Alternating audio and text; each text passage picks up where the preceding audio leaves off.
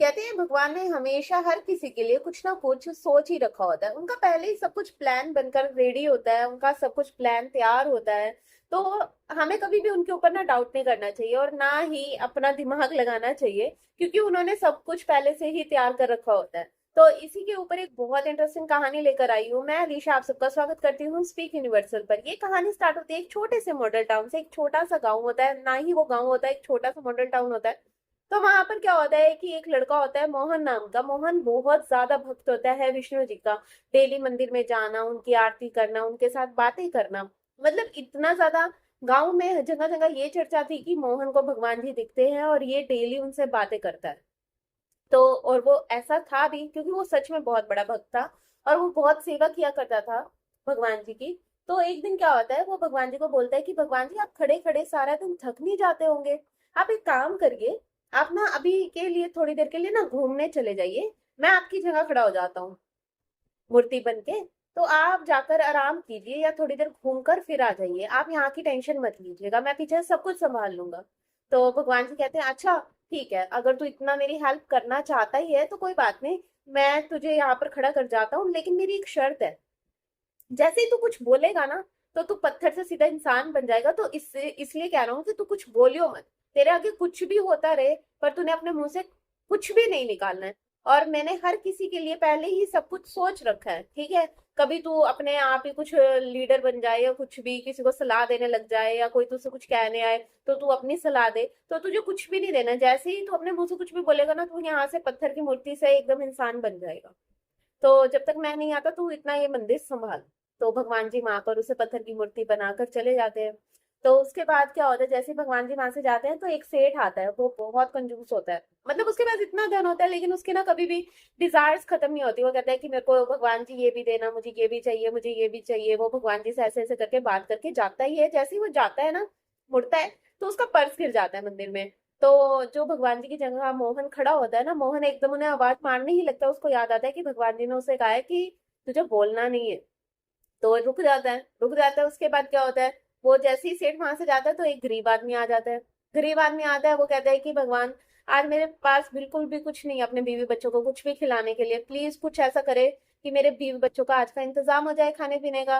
तो जैसे ही वो आदमी जाने लगता है, उसको वहां पे एक पर्स नजर आता है। वो देखता है उसमें कुछ पैसे हैं। वो खुशी खुशी भगवान का धन्यवाद करके वहां से निकल जाता है।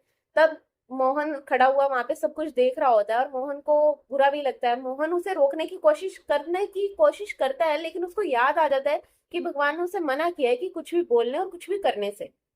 तो उसके बाद क्या होता है, तीसरा बंदा जो आता है ना, वो एक नॉर्मल इंसान होता है। वो अपने जो वो आकर सिर्फ इतना बोलता है, भगवान के दर्शन करने आता है और वो कहता है कि अभी मेरी कुछ देर में फ्लाइट है, मैं 15 दिन के लिए विदेश यात्रा पर जा रहा हूँ, पीछे से मेरे बीवी बच्चों का बस ध्यान रखना और ऐसे ही सब अच्छा चलता रहे। वो इतना ही बोलता है। जैसे वो बेचारा पीछे मुड़ता है, पीछे उसे पुलिस नजर आती है। वो सेठ जो सबसे पहले आया था ना, वही सेठ पुलिस को लेकर आ जाता है।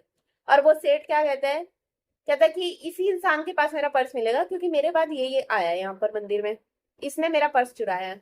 तो वो जो लड़का होता है वो कहता है कि मेरे पास कुछ भी नहीं है। पुलिस उसकी तलाशी लेती है तो उसको कुछ भी नहीं मिलता है।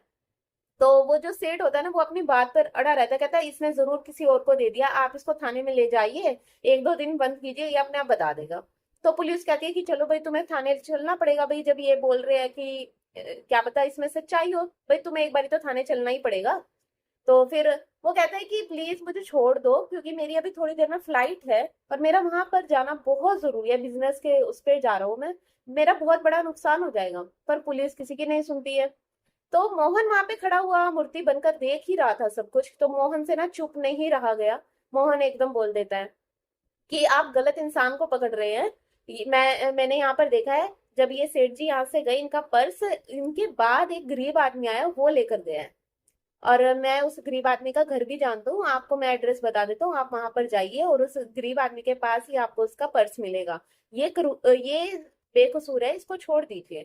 तो इतना बात होती है, पुलिस उसे छोड़ देती है और पुलिस वहां गरीब आदमी के घर पहुंच जाती है।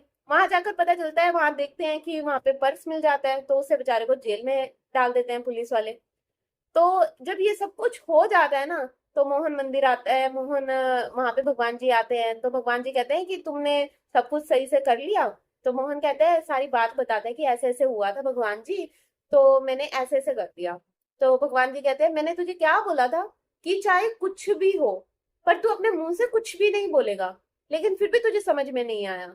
तो वो कहता है कि भगवान जी आप ही तो कहते हो ना सही का साथ देना चाहिए। कहते पर मैंने हर एक इंसान के लिए सब कुछ सोच रखा था पहले से ही।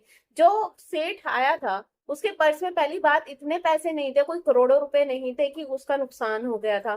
कुछ पैसे थे, एक दो दिन उस गरीब का बेचारे का खाने पीने का वो हो जाता, इंतजाम हो जाता। मैंने उस गरीब को एक तोहफे के तौर पर वो दिखाया था पर्स, ठीक है। तो तूने वो सारा खराब कर दिया, उसको बेचारे को जेल करवा दी। और जो वो तीसरा बंदा आया था जो फ्लाइट की बात कर रहा था, मैंने उसको बचाना था। उसकी फ्लाइट मतलब वहां पर उसको मतलब फ्लाइट उसकी वो हो जाती, खराब हो जाती, और मतलब उसकी जान को खतरा था अगर वो फ्लाइट में जाता। तो मैंने उसको बचाना था, अगर पुलिस उसे ले जाती तो उसकी फ्लाइट कैंसिल हो जाती, मतलब वो क्या होता कि वो ना जा पाता फ्लाइट में, और वो बच जाता, उसकी जान बच जाती। तुमने मेरा सारा काम खराब कर दिया। अब वो वहां पर जाएगा, उसकी जान को खतरा है, और वो बेचारा गरीब आदमी जिसके मेरे को 2-3 दिन का गुजारा करना था, तुमने उसे बिना बात के जेल करवा दी। इसलिए तुम्हें मैंने बोला था कि अपना मुंह बंद रखना, लेकिन तुम्हें तो समझ में आता ही नहीं है ना, तुमने अपना मुंह खोल दिया। तभी मैं कहता हूँ कि मेरी जो प्लानिंग है वो किसी को समझ में नहीं आती। मैंने हर एक इंसान के लिए कुछ ना कुछ पहले से ही सोच रखा होता है। तो मोहन को समझ में आता है, मोहन माफी मांगता है। तो ये कहानी एक भगवान और एक भक्त की नहीं है, ये कहानी आप सबकी है। तो मैं यही बताना चाहती इस कहानी से कि हमें विश्वास रखना चाहिए ऊपर वाले पर, क्योंकि हमारी जिंदगी में जो भी उतार चढ़ाव आते हैं, जो भी प्रॉब्लम्स आती हैं, उन्हें पहले ही पता होता है कि वो क्यों कर रहे हैं। क्योंकि उसके पीछे हमारा, जब कहते हैं ना, जब हम एग्जाम देते हैं, एग्जाम में जो भी प्रॉब्लम्स आती हैं, लेकिन बाद में जब रिजल्ट अच्छा आता है ना, तो हम सब प्रॉब्लम्स भूल जाते हैं। तो यही सब कुछ होता है, जब रिजल्ट आपके सामने आएगा ना, तो आप सब कुछ भूल जाएंगे। तो बस ऊपर वाले पे विश्वास करिए, क्योंकि उनका जो प्लान है ना वो नहीं पता है, हमें नहीं पता। आई होप आपको ये कहानी पसंद आई होगी, तो प्लीज मेरे चैनल को लाइक और सब्सक्राइब जरूर कीजिएगा।